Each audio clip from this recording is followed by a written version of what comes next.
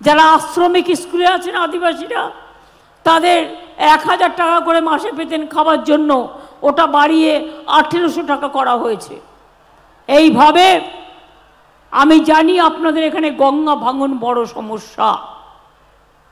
কেন্দ্র আমাদের সব টাকা বন্ধ করে দিয়েছে। 100 দিনে যারা কাজ করেছে তাদের টাকাটাও দেয়নি। যারা 100 দিনে কাজ করেছেন টাকা পাননি।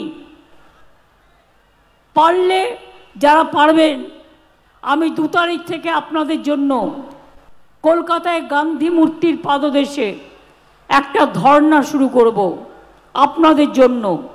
পারলে যারা ভাতা পাননি তারা আসবেন, পঞ্চায়েত সমিতি, জেলা পরিষদ আমাদের যারা আছেন, এমএলএরা আছেন, তাদের নিয়ে যাবেন। 2 হচ্ছে 11 লক্ষ হাউস ক্লিয়ার হওয়ার পরেও সেই টাকা সেন্ট্রাল গভর্নমেন্ট দেয়নি। আমি তাদেরও বলছি, তারাও যাদের নাম লিস্টে আছে আপনাদের জেলার লিস্ট ডিএমের কাছে নিয়ে নেবেন। সব জেলার লিস্ট ডিএমের কাছে নিয়ে নেবেন। তার কারণ ডিএমের কাছে পুরো ব্লক ওয়াইজের লিস্ট আছে। তারা যারা পারবেন 3 তারিখে আমার ধর্নায় যাবেন। মনে রাখবেন, যখন 100 দিনের কাজ হতো, এটা পুরো সেন্ট্রাল ফান্ডেড প্রোগ্রাম ছিল, কম্পালসারি ছিল, কিন্তু বিজেপি সংবিধান মানে না। এরা মানুষকে ভালোবাসে না। যেমন বিজেপি তেমনি সিপিএম, এরা সবাই বাম রাম সাম এক। পঞ্চায়েতে দেখেছেন, অ্যাসেম্বলিতে দেখেছেন, জেলা পরিষদে দেখেছেন, লোকসভায় দেখেছেন।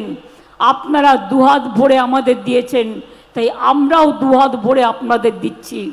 একটা বড় কাজ করেছি, পরিযায়ী ভূমিক এখানে তৈরি হচ্ছে। যারা বাইরে কাজ করে, আপনাদের আত্মীয় স্বজনরা মারা গেলে আমি তাদের নিয়ে আসি, আমি তাদের পরিবারকে সাহায্য করে দিই এবং চাকরিও করে দিই। এখন আমরা একটা সিস্টেম করছি, শামিরুল ইসলামকে দিয়ে একটা বোর্ড তৈরি করেছি। যদি আপনাদের কোনো প্রয়োজন হয়, বাইরে যারা কাজ করে তাদের সাথে যোগাযোগ করার আপনি 1 সেকেন্ডে করতে পারবেন। কেউ আপনার বাড়িতে অসুস্থ, তাকে খবর দেবেন, 1 সেকেন্ডে করতে পারবেন। কেউ অসুস্থ, তাকে নিয়ে আসতে চান, আমাদের বলবেন, আমরা নিয়ে আসব। এবং শুধু একটাই রিকোয়েস্ট, পরিযায়ী শ্রমিকদের নাম যেন ভোটার লিস্টে থাকে। তা নাহলে এই বিজেপি আর বিজেপির দালাল সিপিএম এবং আদার্সরা তারা কি করবে? তারা এনআরসি করে সব মানুষকে ভাগিয়ে দেবে। মুর্শিদাবাদ জেলায় অনেক বর্ডার আছে, বিএসএফ অনেক অত্যাচার করে, গুলি করে মানুষ মারে। নতুন একটা কায়দা শুরু করেছে, বলছে আমাদের একটা কার্ড নিতে হবে। জিজ্ঞেস করুন কটা কার্ড লাগবে? কার্ডগুলো কি গলায় ঝুলিয়ে রাখবে?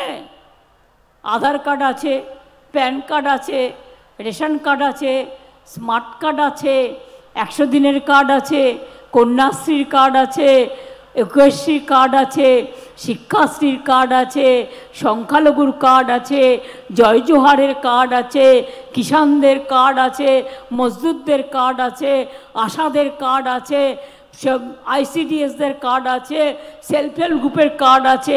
আর কত কার্ড চাই? আসল প্ল্যানটা কি বলুন তো?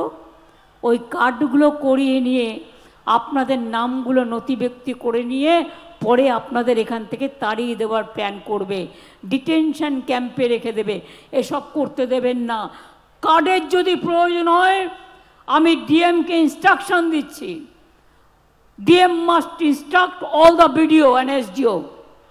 যদি কেউ ইনার লাইন কার্ডের জন্য পারমিশন চায়, ডিস্ট্রিক্ট অ্যাডমিনিস্ট্রেশন দেবে। আগে এটা ডিস্ট্রিক্ট অ্যাডমিনিস্ট্রেশন দিত, তাদের হাত থেকে পাওয়ারটা কেড়ে নিয়ে law and order is a state subject. BSF border সামলাবে, যাতে বর্ডার দিয়ে কেউ গরু পাচার না করে, কয়লা পাচার না করে। এটা আমাদের জায়গা নয়, এটা বিএসএফ এর দায়িত্ব, তারা এগুলো করে। বলছে মাছের দোকান বন্ধ, ডিমের দোকান বন্ধ, মাংসের দোকান বন্ধ।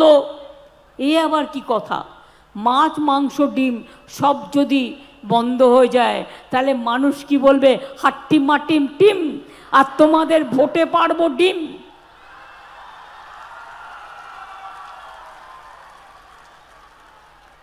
প্রেগনেন্ট মাদাররা ডিম খায়, বলে না খাওয়া যাবে না। কেন? বিজেপির অর্ডার।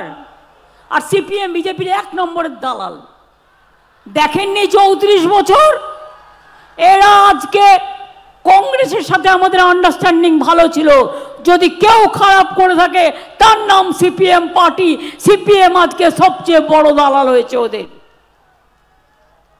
আমি তো 2টো সিট দিতে চেয়েছিলাম মালদায়, একটাও এমএলএ নেই, বলে হবে না।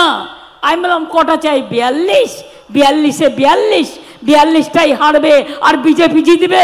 আর বাংলা এসে তারা মস্তানি করবে, লুট করবে, মানুষকে খুন করবে, অত্যাচার করবে, তাড়াবে।